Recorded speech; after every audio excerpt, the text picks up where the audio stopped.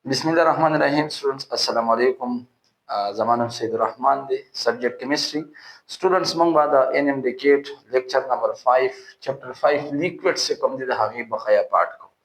No, raze evaporation hu evaporation maqsad hawai. Students, evaporation che kam the da your spontaneous escape process de spontaneous escape process of liquid particles from its surface they process the students monga evaporation why evaporation che kam de students da asal ke gore yo liquid the liquid che kam surface molecules the surface na the molecules da escape ki the escape process the kam jana ki from the surface of liquid چکله یو لیکوډ ګیشیس فارم ته په خپل باندې په خپل مرزي کنورټ کیږي د پروسس ته موږ څه شوایو ایواپوریشن وایي دا ایواپوریشن اوس ګور سټوډنټس په ایواپوریشن په پروسس باندې ځان پوهه کوي کله چې موږ یو لیکوډ واخلو نو په لیکوډ کې موږ دا ویلو چې د لیکوډ د مالیکولز او کاینټیک انرژي د سالډ نه سیوای دا مالیکول چې کوم نه دي سکه د سلایډ اوور ون ان ادر او چې کله د لیکوډ مالیکول ګوره موشن کوي سلایډینګ کوي نو د سلایډینګ د موشن دوران کې د یو بل سره کولایډ کیږي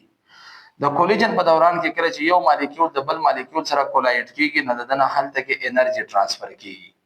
او چې کله د انرژي ترانسفر راځي نو د دې د کم مالیکول چې کولایډ شو سټوډنټس نو د کاینټیک انرژي چې کوم نه راځي کیږي د سیوا کیږي انکریز کیږي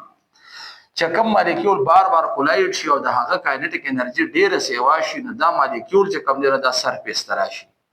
اوس په سرفیس باندې د سره په سراوندینګ کې نور مالیکولز وی او د اټراکټیو فورسز خوشته په لیکوډ کې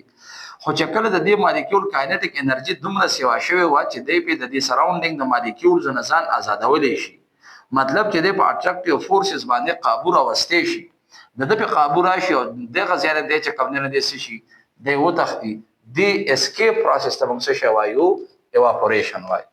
لکه سټوډنټس یو آسان اگزامپل به وایو ډیلی لایف کې دا چې کوم دی فار ایگزامپل کلاس روم دی دا کلاس روم دروازه ده دلته چې کوم دی نو سټوډنټس ناشتي اوسو په کلاس کې 10 سټوډنټس کوم دی اکثر یو بل سره غپ شپ لګي یو بل تنګي نو چې کله د دې تنګولو دوران کې فار ایگزامپل دا یو سټوډنټ دی ادا سټوډنټ د یو سټوډنټ هم سټرایک کو بلم سټرایک کو بلم سټرایک کو بلم سټرایک کو بلم سټرایک کو نه دی بس شي دی به هاي پر شي دی به غوسه شي د چې کله غوسه شنو دی به کم دینو روان شي د دروازې سایډ د برازي اوس که چرته په دې دروازه کې د نور سټوډنټان چې دی رانی سي نو کله د دومره هایپر شوی او د سره دومره زور او انرژي وا چې دی په دې ماشومان نه ځان آزاد کی د غزینه به دی راوځي او چې راوځي نه دی اسکیپ پروسس ته موږ څه وایو د دې لیکوډ نه د اول سرفیس تراشي او بیا د غزینه اسکیپ شي د پروسس ته موږ ایواپوریشن وایو سټوډنټس د ایواپوریشن کې چې کوم نه تاسو سره چې دا ام سی کیوز خامخا یاد وي اولنې خبره ده چې ایواپوریشن پروسس چې کوم دی ایواپوریشن پروسس نه دا سپانټینیوس پروسس دی سپانټینیوس پروسس دا مطلب دی چې دلته ګوره مونږ مالیکولز د سویل نه دي دا په خپل باندې یو بل سره کولایډ کیږي په خپل باندې چې کوم دې ټکراویږي او د مالیکول انرژي سیوا کیږي او د غزینه سرفیس نه د اسکیپ کیږي نه یو خدای د سپانټینیوس پروسس دی دویمه خبره سټوډنټس دا ځان سره یاد ساتئ چې دا سرفیس فینامینن دا سرفیس فینامینن سرفیس پروسس دی سرفیس فینامینن دی دا وایي چې دا مالیکول چې اسکیپ کیږي دا به خامخا سرفیس لرازي د سرفیس نه بیا اسکیپ کیږي نو د دې لپاره سټوډنټس ام سی کیوز کې اکثر دا ورکړي دا سه ډایګرامیټیکل کیس وی چې په کم کیس کې چې کوم دی د ایواپوریشن ریټ سیوا دی په ا کیس کې ایواپوریشن ریټ سیوا دی په بی کې سیوا دی په سی کې سیوا دی و سټوډنټ تاسو چې کله دا ا وګورئ د سرفیس ایریا ته خیال وکړئ د بی سرفیس ایریا ته خیال وکړئ د سی سرفیس ایریا ته خیال وکړئ نو د ایواپوریشن چې کوم دی د ډیپث سره تعلق نه چې د دې ځکه د لیکوډ سیوا دی کالم سیوا دی د دې خبره سره تعلق نه دا چونکه سرفیس فینامینن دا نه تاسو به سرفیس ته ګورئ چې په کوم ځای کې سرفیس ایریا سیوا دا سرفیس ډیر دی د هغه ځای نه د پارټیکل اسکیپ چې کوم دا وسکیږي دا واز زیات کیږي نه پدې کې اسکیپ A option case کې چې کوم نه د ایواپوریشن ریټ به صحیح ګریټر وي نو چې کله ګورا سرفیس ایریا سیوا او الته د ایواپوریشن ریټ سیوا وي بل خبره یاد ساتئ د ایواپوریشن متعلق چې ایواپوریشن چې کوم د اکر کیږي اکرز ایٹ اینی ټمپریچر یا ایٹ آل ټمپریچر دا په هر ټمپریچر باندې اکر کیږي څه مطلب کله چې تاسو لیکوډ واخلئ نو ګوره که د دې لیکوډ ټمپریچر لکه اوس فار ایگزامپل دا واټر دی نو که د ټمپریچر 30 ډیګري سنټیګریډ دی او که 50 ډیګري سنټیګریډ دی او که 20 ډیګري سنټیګریډ دی خو دا لیکوډ دی او په دې کې په لیکوډ کې د دې مالیکولز او کایनेटिक انرژي وی سی واده چې کوم موشن کوي سلایډینګ بکای کولیجن بکای او د هغه په ریزلټ کې مالیکول اسکیپ کیږي نه چې کله دا لیکوډ وینو که د لیکوډ ټمپریچر هر څه وینو دی چې کوم دی ایواپوریشن پروسس دا بدلته اکر کیږي البته په دې ځای کې چې کوم دی د دې لپاره به تاسو یو خبره د ځان سره فیکټرز کې یاد ساتئ په فیکټرز کې ودا خبره یاد کړئ چې د ایواپوریشن چې کوم ریټ دی سپیډ دی نه ریټ اف ایواپوریشن دی چې کوم دی ډیپند کوي په سمانه په ټمپریچر باندې چې کله تاسو څومره به ټمپریچر سیوا کوئ نو د ټمپریچر د سیوا کېدو سره بعد د دې مالیکولز د لیکوډ مالیکولز او کایनेटिक انرژي هم سیوا کیږي او چې کایनेटिक انرژي څومره سیوا شو نو هغه بیا انرجیټک کولیجنز کیږي نو د ایواپوریشن ریټ چې کوم دی د ایواپوریشن ریټ د ټمپریچر سره پروپورشنل دی لکه اوس تاسو څوک تاسو کې چې په 30 ډیګري د ایواپوریشن ریټ سیوا دی که په 40 ډیګري د ایواپوریشن ریټ سیوا دی که په 50 ډیګري سیوا دی که په 60 ډیګري سیوا دی نو د ایواپوریشن ریټ په 60 ډیګري سیوا دی د 50 نه په 50 سیوا دی د 40 نه په 40 سیوا دی د 30 نه خدا به د ایواپوریشن ریټ داسې البته ایواپوریشن په کوم ځای کې کیږي نو ایواپوریشن دلتم کیږي نو په دې وجه باندې موږ دا وایو چې د ایواپوریشن چې کوم دی په خپل د ټمپریچر سره تعلق نشته د چې کوم دی نه دی په این ټمپریچر په آل ټمپریچر کیږي خو د ایواپوریشن ریټ چې کوم دی د ټمپریچر سره ریلیشن لري ډایرکټلی ریلیشن دی چې ټمپریچر سیوا کوي د ایواپوریشن ریټ به سیوا کوي د دې نه علاوه سټوډنټس ایواپوریشن د لپاره چې بل دا پوینټ سره یاد وي چې ایواپوریشن چې کوم دی په دې کیس کې د څه چل کې ګوره سپینډ انرژي د چې کوم دی انرژي یوز کوي مطلب د دې لیکوډز کې دا کار وشي ګوره چې د دنه کړه د مالیکول و تختینه د انرجیټک مالیکول و تختیدل دلته لو انرژي پاتې شو نو چې لو انرژي پاتې شو نو د دې سراوندینګ نه بعد سیستم ته د انرژي د هیټ فلو وکیږي که خیال وکړئ د هغې سره به چې کوم دی نور مالیکولز به انرجیټک شي بیا به هغه مالیکول اسکیپ کیږي بیا به دلته لو انرژي پاتې شي بیا به د سراوندینګ نه هیټ ابزارب کیږي نو د دې دا مطلب شو چې به د ایواپوریشن پروسس کې چې کوم دی نو څه لګیا دی هیټ چې کوم دی دا یوز کیږي په دې وجه باندې د چې انرژي سپینډ کوي نو دا زموږ سره کم پروسس دی دا زموږ سره انډوترمیک پروسس دی اکثر چې کوم دی سټوډنټ خیال دا وی چې ایواپوریشن چې کوم دی دا یو ایکزوترمیک فینامینن دا د کې چې کوم دی نو انرجیټک مالیکول اسکیپ کیږي نو سټوډنټ د څنګه په دې کیس کې په ایواپوریشن کیس کې د انرژي یوز کیږي د سراوندینګ نه هیټ ابزارب کوي او د هغې په ذریعه د مالیکول اسکیپ کیږي نو ایواپوریشن چې دا درته یاد وي دا به انډوترمیک پروسس وي دلته به د انرژي یوز برازي انرژي به سپینډ کیږي د دې نه علاوه سټوډنټس د ایواپوریشن لپاره چې کوم دی دا خبره هم یاد ساتئ چې دا یو داسې پروسس دی چې اټ کاز کولینګ دی چې کوم دی دا به کولینګ کاز کوي څنګه به کولینګ کاز کوي ګوره کولینګ به داسې کاز کوي چې په دې پروسس کې لکه اوس فار ایگزامپل دا چې کوم دی نو یو واټر سورس دی واټر بهیږي په دې ځای باندې نو د فلو په دوران کې دا مالیکول په کولایډ کیږي نو هغه مالیکول د دې ځای نه اسکیپ کیږي د سرفیس نه چې کوم څه دی انرجیټک دی انرجیټک مالیکول د دې ځای نه څه شو اسکیپ شو اوس چې انرجیټک مالیکولز کله اسکیپ شو نو په دې ځای کې په سیستم کې لو انرژي پاتې شو چې لو انرژي پاتې شو نو هیټ فلو کې د هارډ باډي نه یا د سراوندینګ نه د کولډ باډي دا دلته به د هیټ فلو شروع شي چې دا هیټ فلو شروع شو سټوډنټ نو په دې ځای کې بیا ما وی چې دلته به د مالیکولز ته انرژي ملاويږي نو هغه سره به بیا ایواپوریشن پروسس کیږي انرجیټک پارټیکل به اسکیپ کیږي خو د سراوندینګ نه چې انرژي دلته راغله نو د سراوندینګ انرژي څه شو کم شو د سراوندینګ انرژي چې کم ده د ټمپریچر کم شو او چې د سراوندینګ ټمپریچر کم شو نو که په دې ځای کې تاسو په سراوندینګ کې ودرېږئ لکه واټر په یو ځای کې فلو کوي او دغه فلوینګ واټر په سراوندینګ کې تاسو ودرېږئ نو په دې ځای کې به تاسو کولینګ فیل کوئ کولینګ به د دې وجه نه فیل کوئ چې سراوندینګ نه هیټ واټر ته فلو کوي نو ستا د باډي نه به د سراوندینګ ته چې کم نه هیټ فلو کوي داسې نو د دې وجه نه به تاسو څه فیل کوئ تاسو به کولینګ فیل کوئ نو ایواپوریشن چې کوم دی سټوډنټ دا د یو پروسس دی چې اټ کاز کولینګ دا سره چې کوم دی څه کېږي کولینګ فیل کېږي اوس ایواپوریشن دا په کوم خبرو باندې ډیفاین کوي مطلب هغه کوم فیکټرز دي چې په دغه فیکټرز باندې د ایواپوریشن ریټ چې کوم دی نه دا څه کوي डिपेंड کوي نو ګوره د ایواپوریشن ریټ چې کوم دي سټوډنټس یو خو دې ډیپند کوي په ټمپریچر باندې دویم چې کوم دی د ډیپند کوي په سرفیس ایریا باندې او دریم چې کوم دی د په ډیپند کوي سرفیس ایریا او دریم په انټر مالیکولر فورسز یا تاسو ته ویلې شي نیچر اف لیکوډ دا درې داسې فیکټرز دي چې په دې باندې ایواپوریشن ډیپند کوي د ایواپوریشن ریټ ساري ډیپند کوي چکر تاسو اولنې کې تاسو چکر ټمپریچر سیوا کوي نو ریټ اف ایواپوریشن به سیوا کیږي ریټ اف ایواپوریشن دا ډایرکټلی پروپورشنل د سره د ټمپریچر سره په دې کې ما خبره ووم ها چې په 60 ډیګري باندې ایواپوریشن ریټ سي سیوا وي په نسبت د 30 ډیګري دویم کې څه کوم دي سټوډنټس په سرفیس ایریا ډیپند کوي تاسو دلته ما خبره کلیر کړه چې دا سرفیس فینامینن دا نه چې کوم ځای کې سرفیس ایریا سیوا نو هلته د ایواپوریشن ریټ سي سیوا وي ریټ اف ایواپوریشن دا په هغه ځای کې سیوای چې په کوم ځای کې سرفیس ایریا سیوا وا سرفیس ایریا چې څومره ګریټر وي ریټ اف ایواپوریشن با سیوای درېمه خبره سټوډنټس په انټر مالیکولر فورس باندې یا په نیچر اف د لیکوډ څنګه ډیپند کوي نو ګوره تاسو په دې ځکه کې دوه لیکوډز کنسیډر کړئ لکه اوس فار ایگزامپل یو بزواله ما ګیسولین مطلب پټرول به واخلو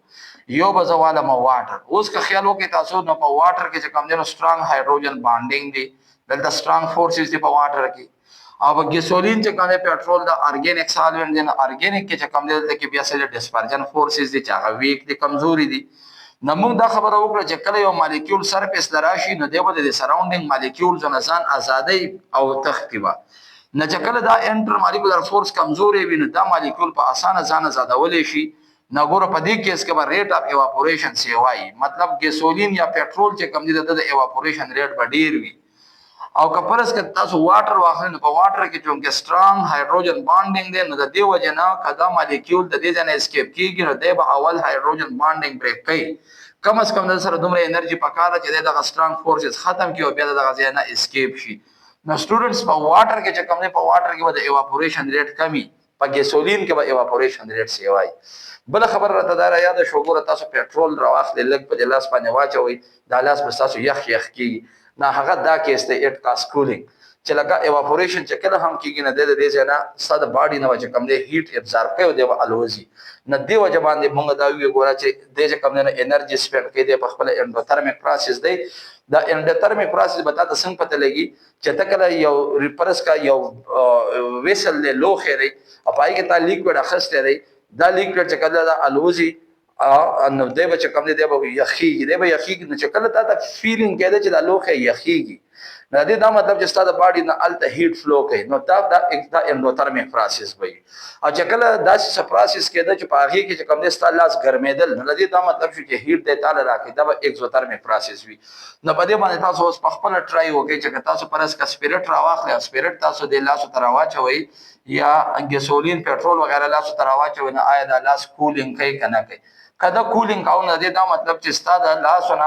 هیټ ال د فلو وکړه او پارټیکل اسکیپ کیږي لګیا دي نه د دې دا مطلب چې ستاسو باډي نه چې هیټ ابزارب کوي دا کوم پروسس دی دا انډوترمیک پروسس دی انډوترمیک پروسس دی شاو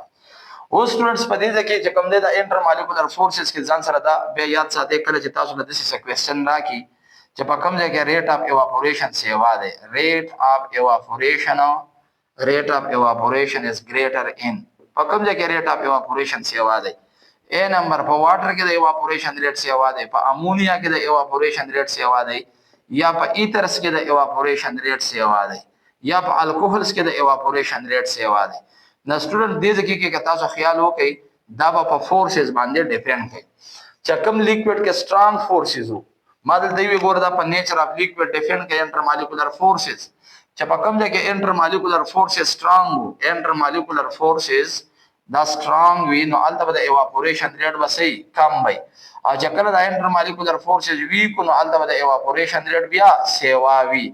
نګوري کو واټر تاسو ګور سترونګ هایدروجن باند پکې دی په امونیا کې هایدروجن باند دی په الکوهل کې هم هایدروجن باند دی په ایترس کې هایدروجن باند چې کم دی نه نشته نه دا ایترس چې کم دی نه د دې د ایواپوریشن ریټ به صحیح شاباسو دا به سیوا وی دا ټول کم ایواپوریشن ریټ به شای د واټر به ځکه چې په واټر کې مور افیکټیو هایدروجن بانډینګ دی راځي اوس خبره کوو د ویپر پریشر چې ویپر پریشر موږ څه ته وایو. ګوره د ویپر پریشر ډیفینیشن داسې دی: the pressure exerted by vapors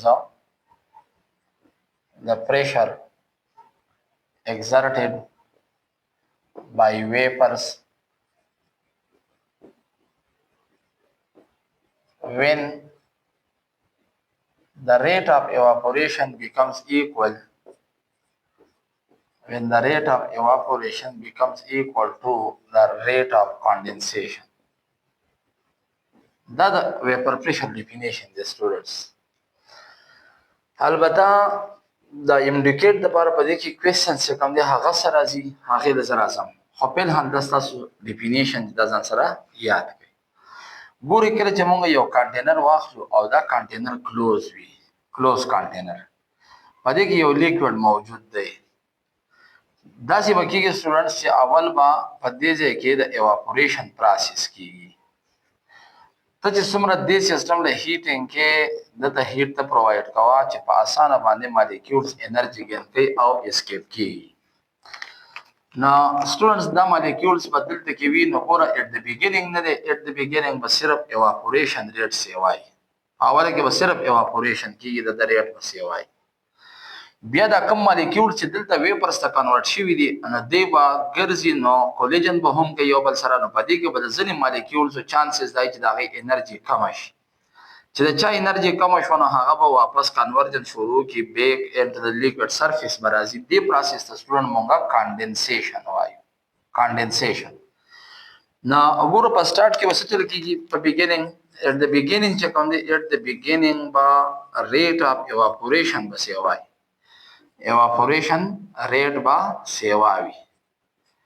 خو with the passage of time به بیا څه چلو شي، with the passage of time با condensation شروع شي، condensation آکر.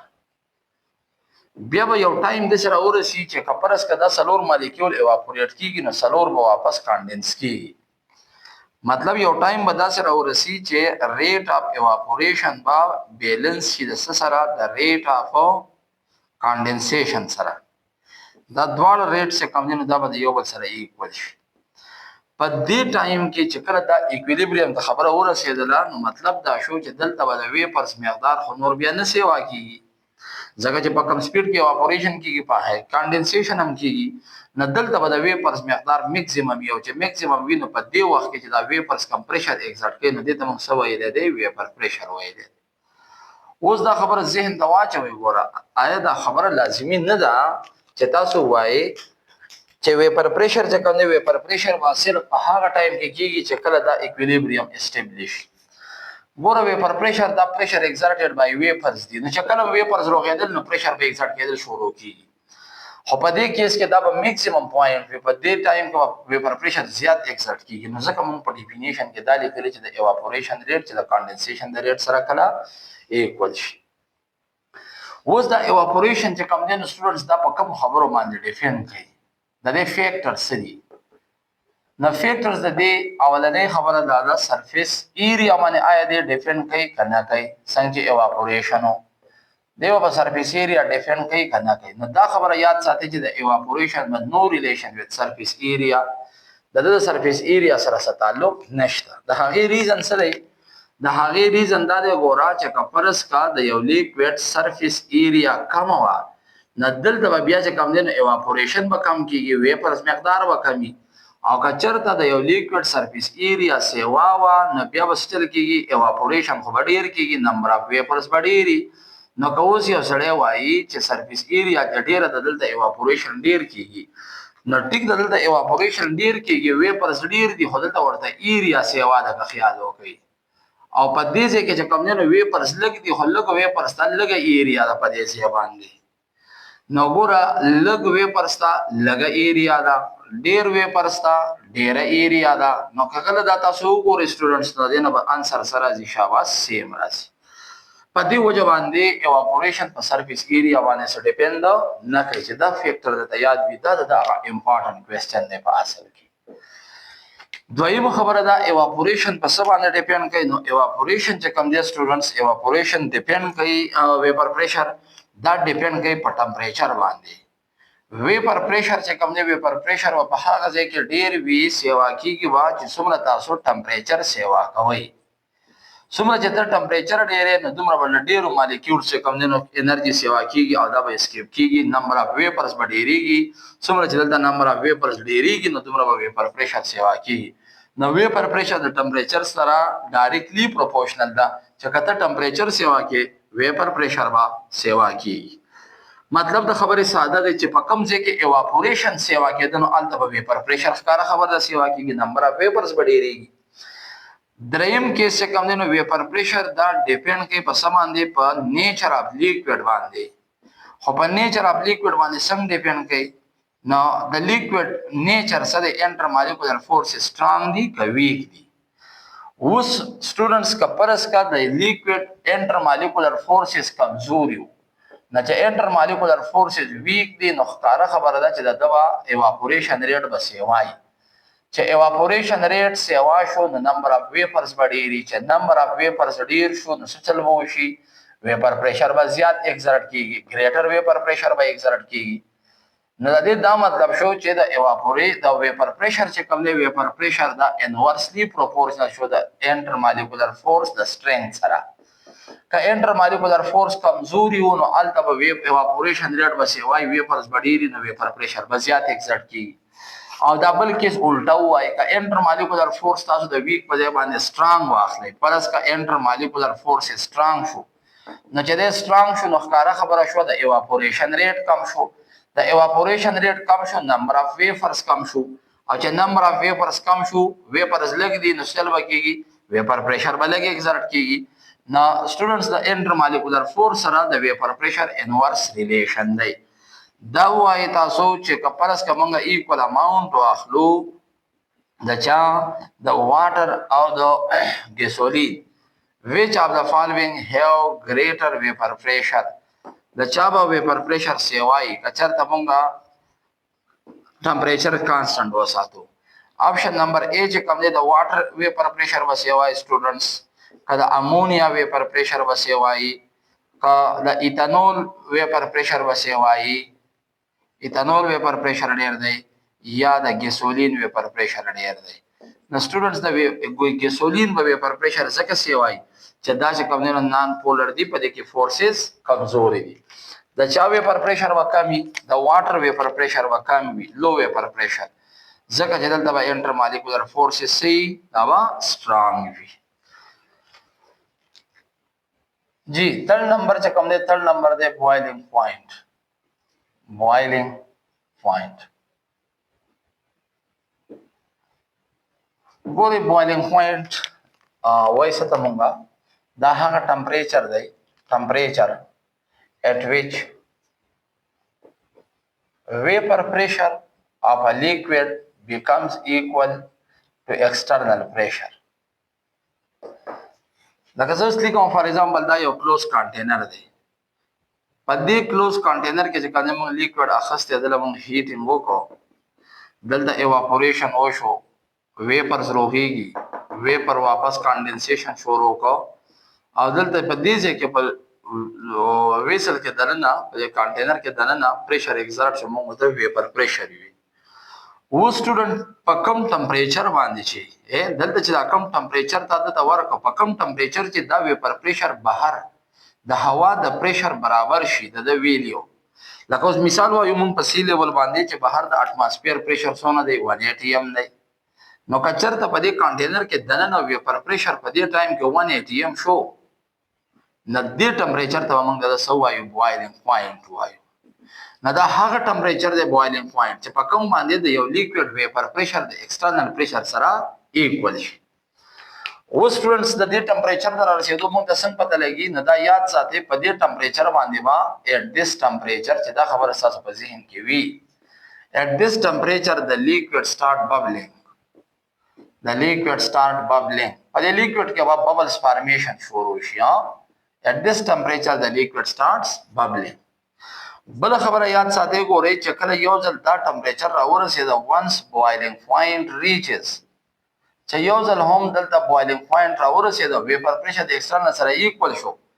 نمون خو هیټینګ جاری ساتو کا خیال وکړي البته دا هیټینګ بدلنه د سیستم انرژي نور نه سیوا کوي once boiling point reaches نو څه چل وکيږي further heating will cause no increase in temperature of the system چې دا خبره ده یاد وي چې کله بوایلینګ پوینټ راورسېد نو پوه شئ چې دا د سیستم میکسیمم ټمپریچر دی بوایلینګ پوینټ د سیستم میکسیمم ټمپریچر دی هیټینګ ومن کو خدا هیټینګ بچرته سي د ایکسترا هیټ گیول دلته چې موږ کوم ایکسترا هیټینګ کو لګیایو د ایکسترا هیټ given is utilized in breaking up intermolecular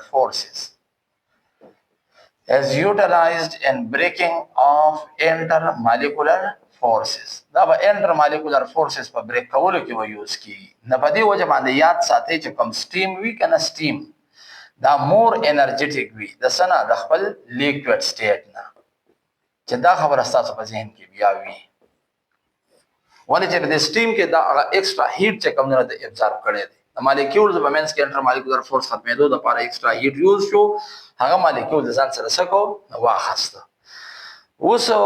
سټوډنټس بوایلینګ پوینټ د هغه ټمپریچر شو چې ویپر پریشر د ایکسټرنل پریشر سره په ایکوال شو کله چې دا ټمپریچر راوځي په لیکوډ کې ببلینګ شروع شي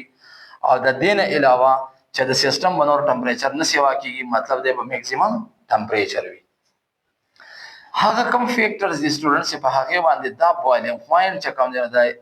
اکټ کوي ډیپند په چا باندې کوي اولنی خبره یاد ساتئ بوایلینګ پوینټ چې کوم دی دا به ډیپند کوي په څه باندې په ایکسټرنل پریشر باندې بهر د هوا پریشر څومره ده کچر د سټوډنټس بهر د هوا پریشر لګو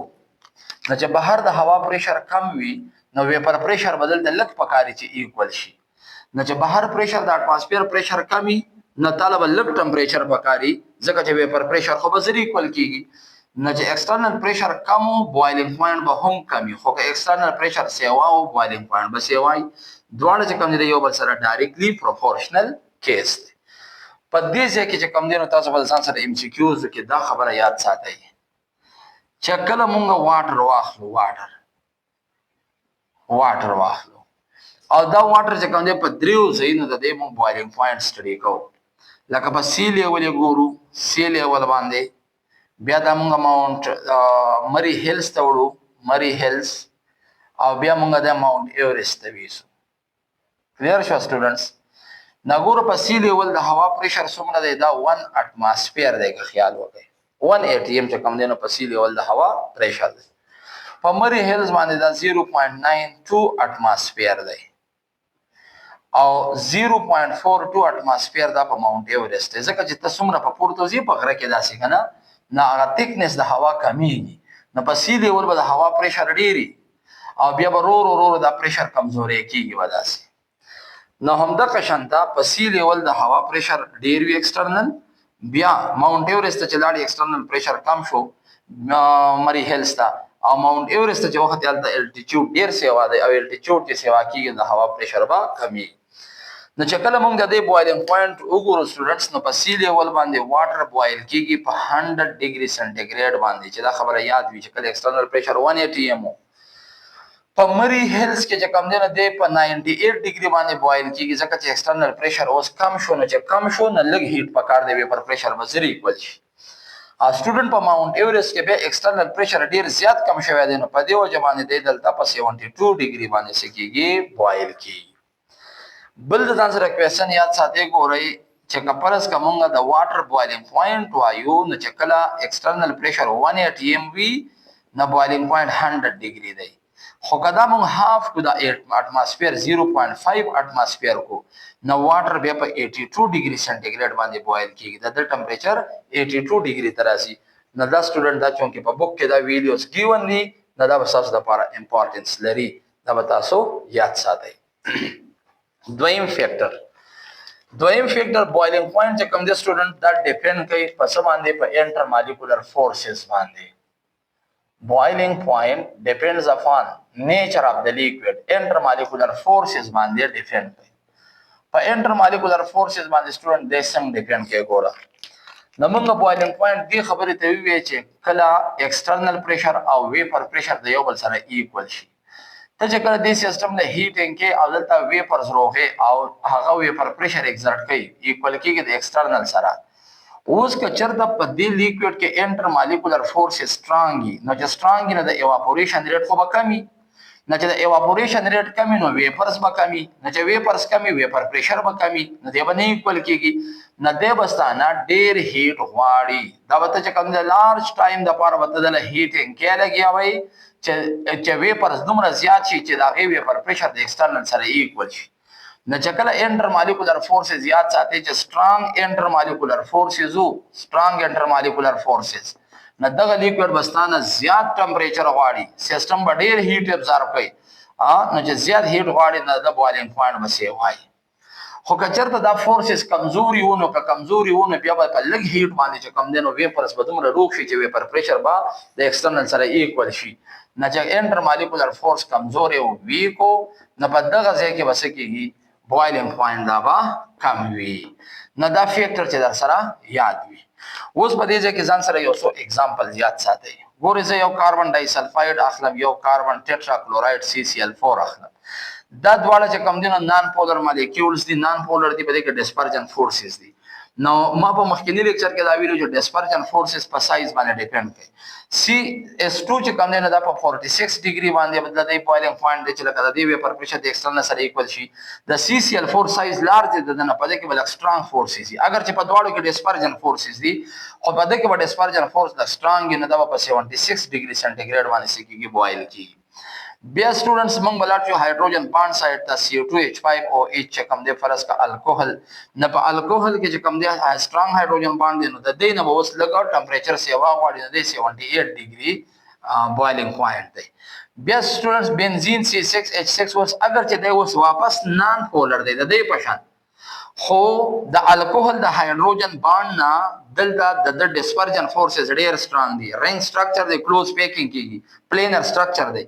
نه په دې وجه د بوایلینګ پوینټ به 100 ډیګري دی 80 ډیګري دی واټر چې کوم دي سټوډنټس د واټر بوایلینګ پوینټ 100 ډیګري سنټیګریډ دی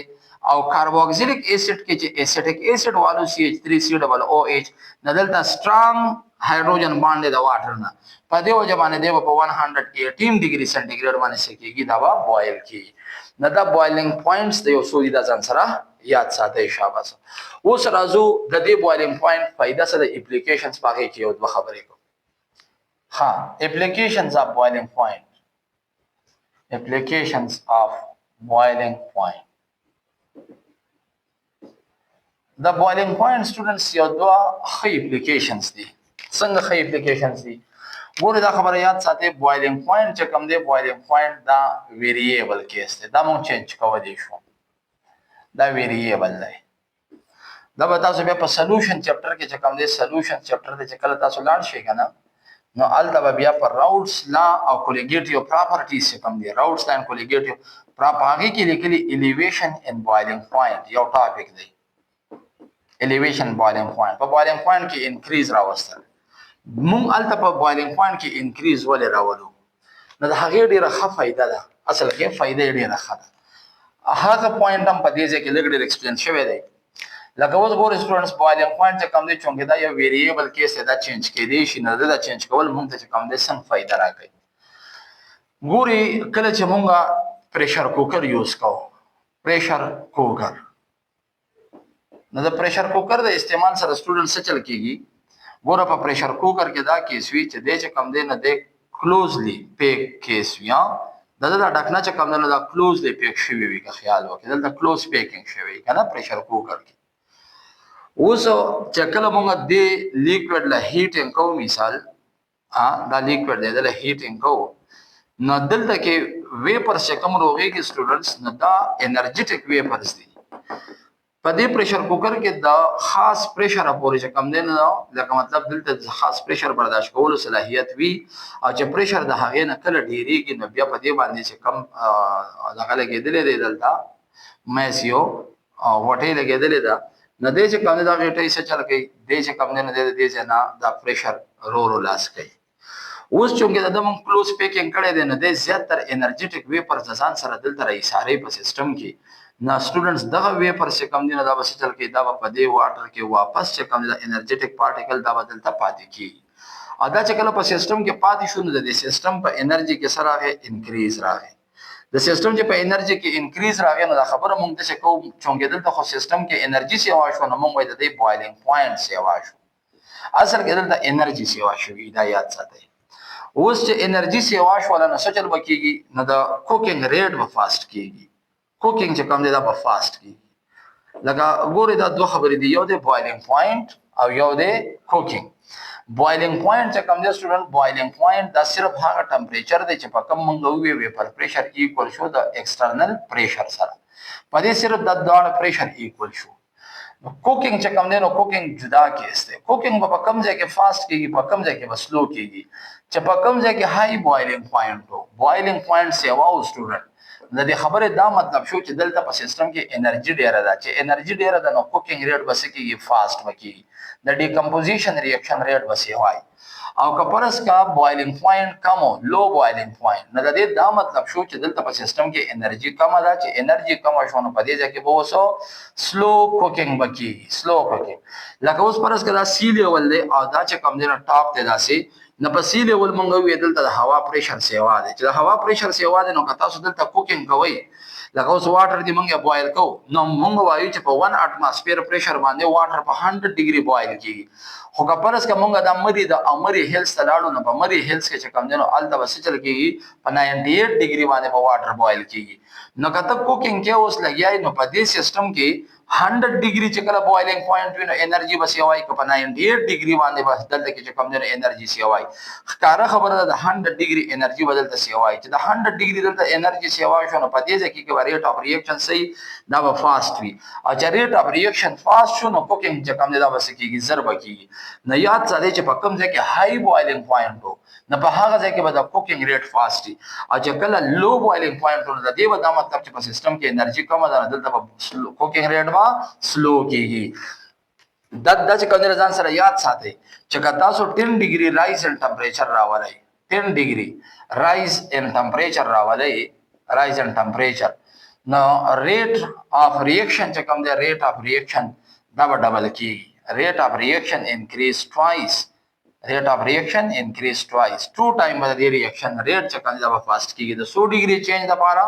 د 10 ډیګري چینج د پاره نو تاسو سوچو چې کپرس کا په سی لیول په 100 ډیګري د واټر بوایلینګ پوینټ او بیا په ماونټ ایورست کې چې کوم دی په ماونټ ایورست کې موږ 72 ډیګري دی نو آیا په هغه ځای کې کوکینګ فاست کیږي انرژي ډیره ده که په سی لیول کې به انرژي چې کوم دا به سیواوي نو مونږ چې پریشر کوکر یوز کوو نو پریشر کوکر د یوز کولو فائدہ دا ده چې دلته د سیستم انټرنل انرژي سیوا کیږي چې انټرنل انرژي سیوا شو نو ریټ اف ریاکشن به سیوا کیږي د دیوا مونږ لا فاست کوکینګ کوي دویم کیس چې کوم دی د ویکیوم ډیسټیلیشن ویکیوم ډیسټیلیشن ویکیوم ډیسټیلیشن سټوډنټس دې توایي چې کله مونږه سر ډیسټیلیشن پروسس کو پر ریډیوس پریشر باندې ډیسټیلیشن انډر ریډیوس پریشر ډیسټیلیشن انډر ریډیوس پریشر په لو پریشر باندې دا څنګه خبره شوله ګور سټوډنټس د کارو شو ګلایسرین به مونږ ګلایسرین چې کوم دی راځه مونږ غواړو چې ګلایسرین مونږ بوایل کو دا چې کله مونږ بوایل کوو نو کپرس کا ایکسټرنل پریشر 180 ام وی کنه ایکسټرنل پریشر 180 ام نو دا چې کله مونږ بوایل کوو نو دا په 290 ډیګري باندې بوایل کیږي د ګلیسرین بوایلینګ پوینټ 290 ډیګري سنټیګریډ دی چې کله ایکسټرنل پریشر 180 ام خو چې کله مونږ د بوایلینګ کوو نو دا دومره ټمپریچر دی 290 ډیګري چې د دې ګلیسرین چې کوم دی نو دا څه کوي دا ماته ډیکمپوز کیږي مطلب بیا ګلیسرین نه پاتې کیږي